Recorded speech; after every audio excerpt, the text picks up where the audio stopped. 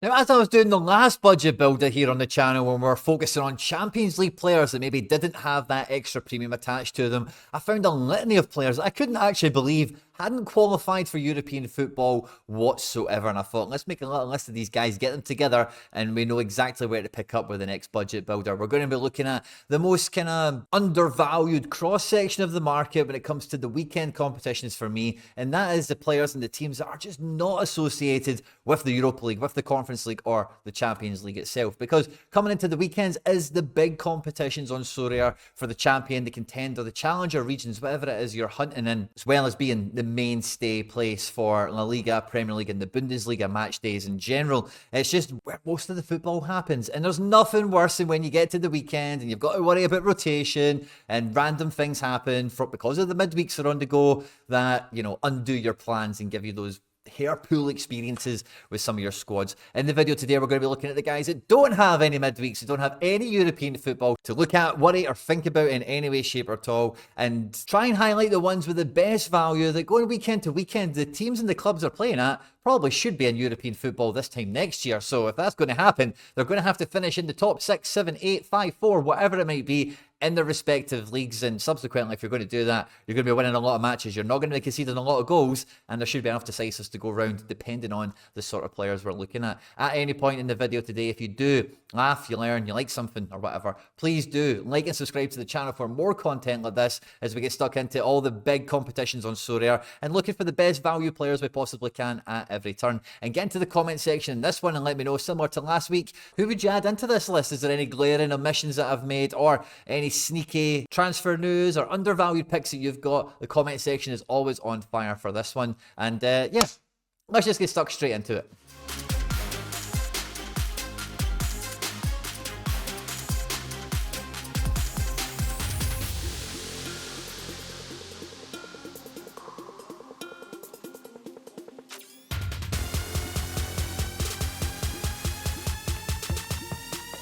Now, when we did the Champions League build, I really wanted to have that extra focus on if this was like a real gallery, this was a real strategy, what's the best practice and the best way to go and construct it. And then by the end of the video, where we're doing concept lineup builders, where we're looking at how strong Team 1 and Team 2 could be, and then equally, you know, what would that leave for any prospective Team 3 that we might go out to list.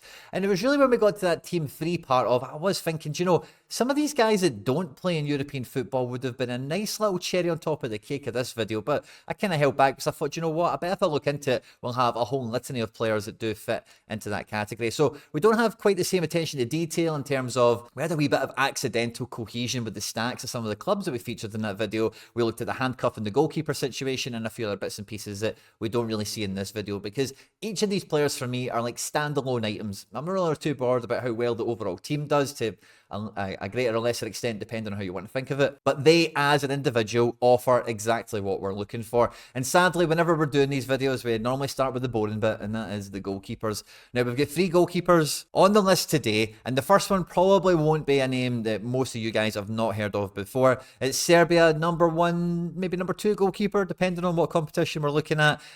Probably number 1 for the foreseeable future, Torino goalkeeper Vanja Milinkovic-Savic. Now, his ratings out of 100 over the last 15 games are quite modest for a pretty decent goalkeeper. Really good shot stopper, and a guy that is like penalty save capable, last man tackle save capable.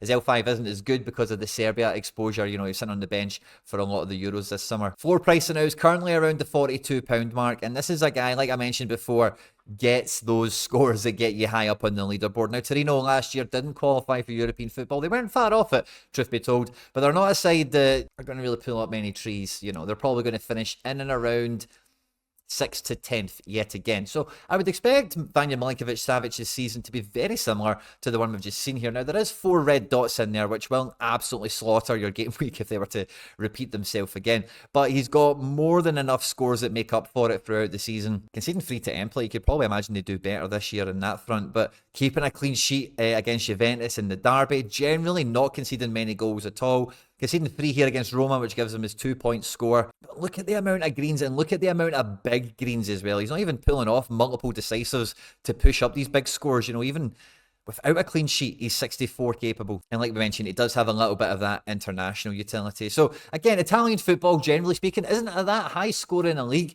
And as long as the team is built and capable of fighting for top half, that's the sort of scores, that's the sort of form we could expect for the team, as well as Big Vanya himself. Now, the next one I'm a little bit biased on, I'm not going to lie, because it's a bit of a transfer that's just happened. He's only played one game, and I'm talking about Geronimo Rulli. Now, the Argentina #2 goalkeeper, maybe #3, depending on how you want to think of it as, a very proven champion Euro level goalkeeper who had a pretty decent run at Villarreal. I think he was at Sociedad prior to that, but since going to Ajax, it's not really, I think Ajax thought they were going to get a bit of a Walter Benitez like PSV had done, but it didn't really seem to work out that well for Rulli. He's went back to champion Europe, he's been into Liga, and he's playing for Olympique Marseille.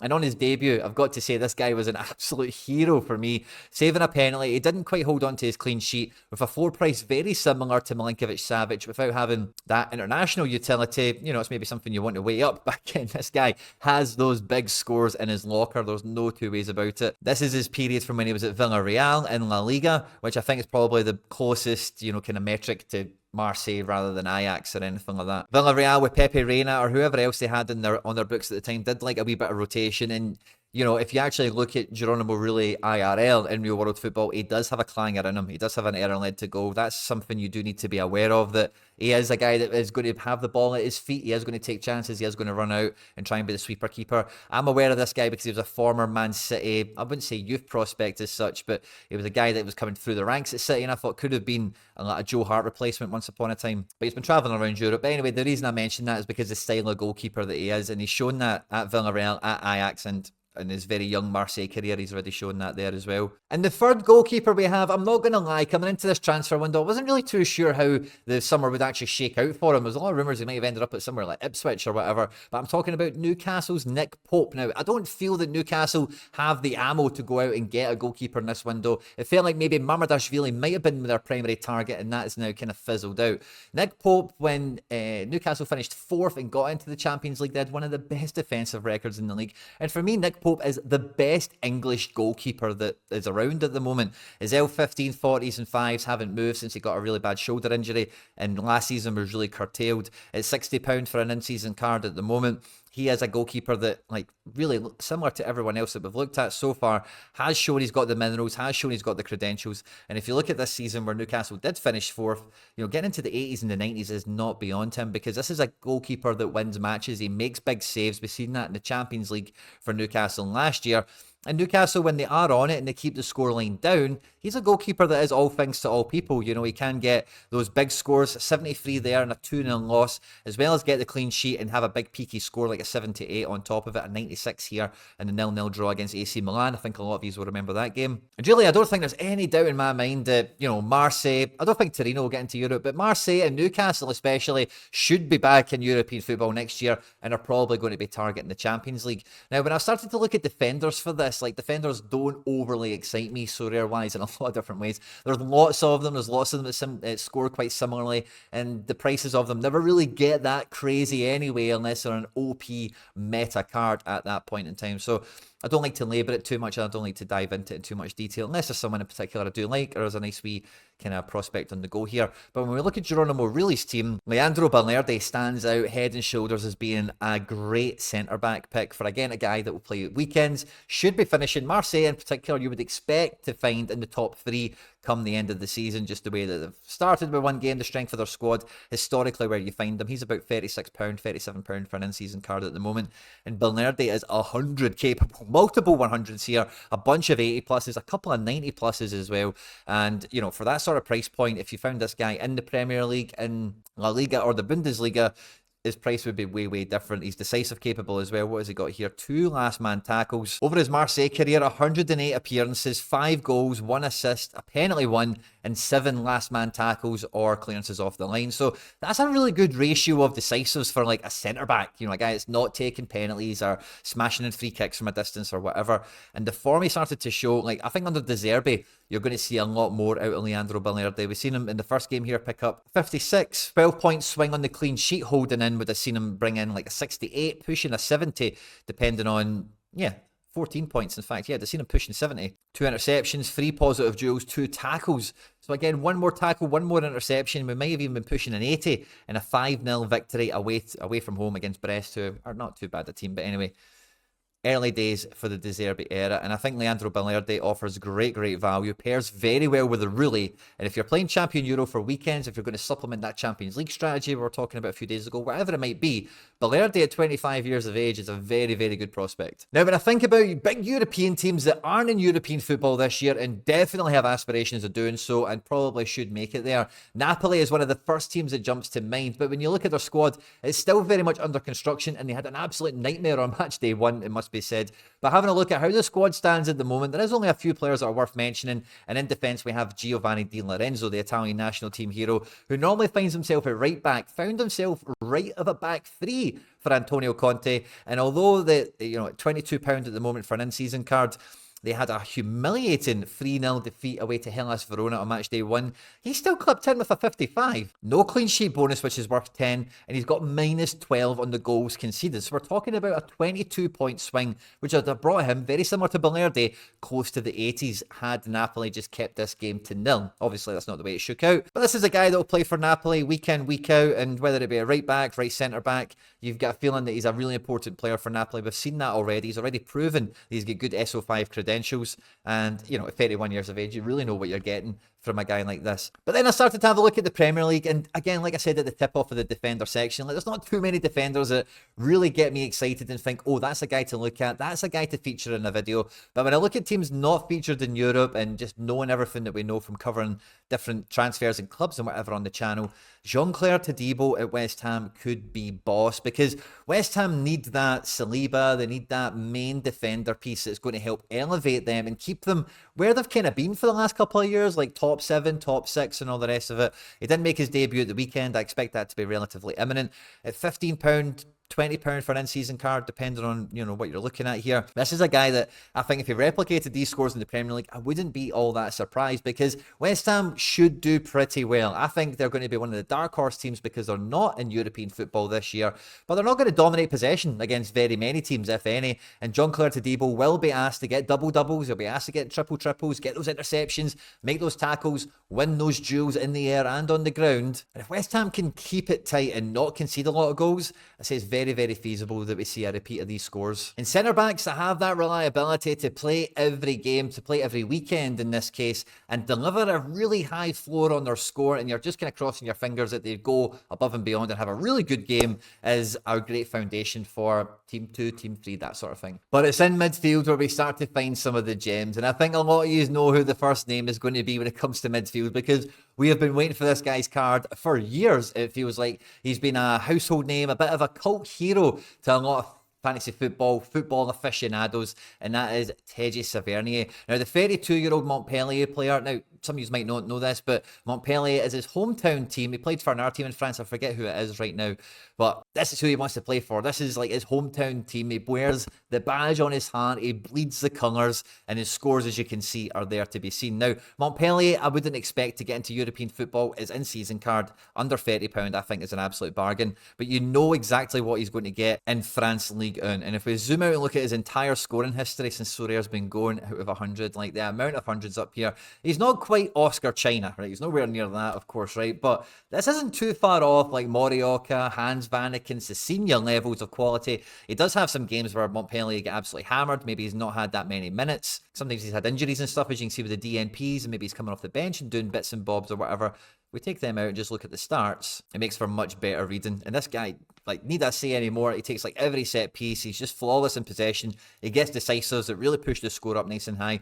And because this guy hasn't had any cards before this season, like there's only 77 limiteds, this gives you a nice opportunity that hasn't really been available on Sorare for a while, that those scores are going to be really exclusive to the card holders. And if he brings in 100, you're not going to be competing against too many of them. And if you've put the captain's armband on him, you're just propelled straight away to the top of the table, and you're asking for the rest of the squad to do their bit. So for me, I think he's a huge captain pick. I think he's a really safe option weekend to weekend as well. And a guy that really, for the price point we're at, forget that he's 32. Now, one of the players I was the most disappointed about the team wasn't in European football and we couldn't have featured them in the last video was Pierre-Emerick Højbjerg. Now, we've known that he's a boss for Denmark. We've seen glimpses of really good scores in the Premier League, but in France, in this De Zerbi system, expectations are high. Højbjerg's card at the moment is hovering just under the £50 mark at the moment, because First game of the season, in that 5-1 victory, he's brought in 37 points of all-around score,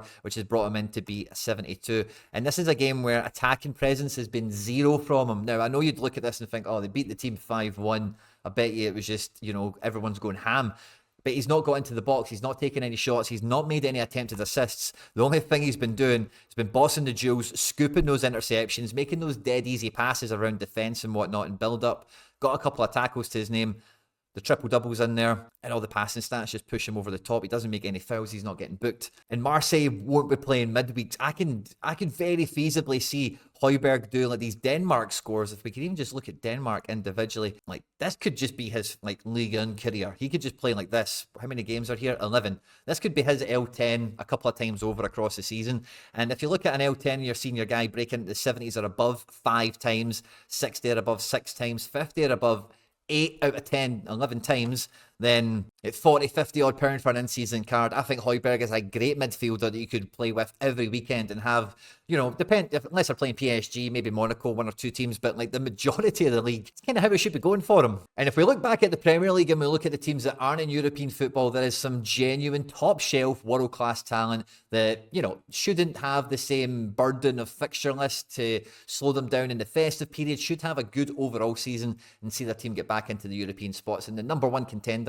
when it comes to the Premier League especially is Brazil international, Newcastle's favourite, Bruno G, Bruno Guimaraes. You don't need me to tell you much about him, I'm sure. Scores there speak for themselves. Currently the most expensive player I think we've featured on any of these budget builders for 24-25 season at around £75 for an in-season card, but you really do know what you're getting out of Bruno. And although Newcastle don't have that European football, you will get a bit of international utility with him. And if we think back to the goalkeeper like a Vanja Milinkovic-Savic, a De Lorenzo, a Højbjerg, there's a little bit of extra utility getting sprinkled into this build kind of by accident. 100 capable, 80 plus capable. And like I said already, you don't need me to tell you anything about Bruno Guimaraes. And if Newcastle have the sort of form they had 2 seasons ago that's seen them finish in 4th, again, I think we're going to see a great return, a great output here from Big Bruno. But at nearly half or maybe more than half the price, depending on what day of the week you look. Again, another team in the Premier League that has aspirations of finishing in the European spots that don't have that burden this season. It's everyone's favourite ex-Ajax player playing in the Premier League, Mohamed Kudus. Now, this guy is exciting to watch. If you've not seen West Ham, if you've not seen Mohamed Kudus, he is electric. And he is a guy that really, after West Ham, is probably going to a top 10 club in European and world football. Half the price-ish of a Bruno Guimaraes. Much more of an attacking player than a Bruno or even a Højbjerg, of course, much more of a winger type that you're looking to get points from completing duels, taking guys on, getting into the box, playing crosses, taking shots, that sort of thing. And in the Premier League, like you would think he's still playing in Holland. These look like Ajax scores, and he's been doing this in a West Ham team that didn't qualify for Europe last season. They should qualify for Europe this season, which, logically speaking, these scores should improve. And they're already pretty damn tidy as it is. And I think Kudus is like a really exciting player. And like I mentioned before, if he does leave West Ham, he's probably going to a top 10 club in European and world football. And that is something to think about with some of these guys, because when we're talking about Teji, I felt it important to mention that Montpellier is his home team club, because maybe with Teji specifically, maybe the only thing that could get him out of there is like Saudi Arabia, which obviously nobody wants. But with some of these other players, like they could go somewhere and be kind of crap quite easily. But Mohamed Kudus, I think if he leaves West Ham, he's going to go to a team that he would continue to excel at. So he's a player that on Sorare, I would happily hold season upon season, as long as he doesn't get injured or get done with some mad random betting thing or whatever. Multi-decisive capable. He's already shown he can play weekends and midweeks, 90 minutes, 80 plus minutes on the regular for West Ham, which just gives me even more confidence that this year, with less of that burden, he's going to excel even further. But I've featured him already quite a bit on the channel, and I thought I can't really leave midfield without mentioning Adam Wharton, because again, Crystal Palace, I don't know if they'll quite get into European football this year. I know that's certainly their target, and depending on the transfer policy, they can certainly get there. Wharton here is circa £20 for unlimited at the moment, and his scores last year coming in to the Premier League in January were very, very good, very exemplary. And even though Crystal Palace away from home lost 2-1, he still brought in a 54. This is a guy that might not be as solid as a Højbjerg or be as punchy as a Bruno, but he could get there. Like you can see, he's done it before, he could do it again. It's all predicated on the success of Crystal Palace post Michael Olise, maybe post Eberechi Eze. Let's see how that one shakes out. Mark Guéhi There's a few links still hovering around there. But this is a guy that's pretty solid, pretty stable. And again, like, not wishing him to leave Crystal Palace, but this is a guy that is going to move up the food chain if he keeps up playing the way he does. And the style of player he is, like, that's only going to help him being in possession more, making more passes. And it wasn't really seen in the Brentford game, but obviously his attacking output, getting some shots away and creating chances for others is noteworthy, certainly. Now, when it comes to attack across all the leagues that we've got in Champion Europe, there is a few really exciting attacking players that aren't featured in the Champions League, Europa League, or the Conference League. Now, when it comes to Newcastle, you can take your pick between Alexander Isak and Anthony Gordon, but I'm an Anthony Gordon guy. I like the peaks. I'm a big believer in him, and it doesn't feel like he's going to be leaving anytime soon. And I think he's going to have a big chip on his shoulder. He's going to have a real bone of contention, a real point to prove this season. After being bombed throughout the Euros, like, it was on the bench for every game, didn't get a minute. His limiteds for this season are circa £50 or so, and his scores, like, this is why I like Gordon. Like, if Gordon delivers, you are going to fly with him. Alexander Isak has these big scores in his locker, don't get me wrong, but there's a little bit less of the 80 pluses about him, you know. So yeah, Gordon can definitely hold a team back with a lot of these 40 scores that he was picking up last season. And the season before, he was still kind of, you know, developing. He's getting better and better for me season on season.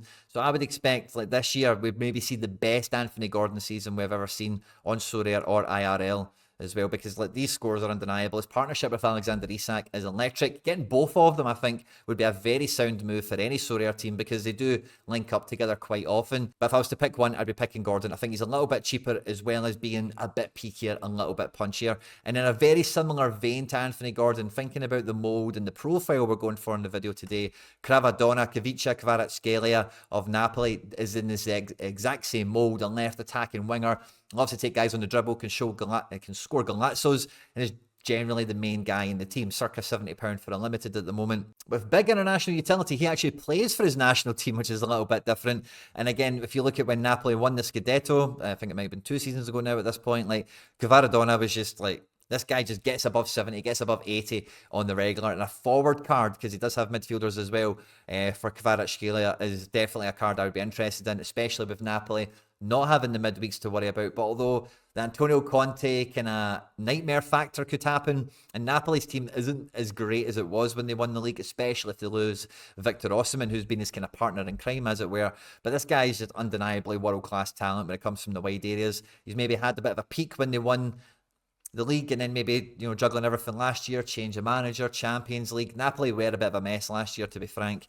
Maybe kind of was a bit of a speed bump in his career, but at only 23 years of age, you've got to feel that the only way is up, and this could be a really big year for him, a really big year for Napoli. Now, depending on your age, you'll be used to seeing Villarreal in European football every season, but last year they didn't quite make it. They had a bit of change of manager a few times throughout the year, and Marcelino, who's in charge at the moment, has kind of got the ship steadied, and I think Villarreal will probably return to the Conference League or the Europa League this season quite comfortably. And with the sale of Alexander Sorloth, there's going to be even more pressure, even more onus on big Jerry Marino to deliver. Now, Jerry Marino is one of my favourite forwards to watch in La Liga. He's like a kind of all-action guy, you know, for a striker. Quite similar to Andre Kramaric, who we don't have featured in this video today.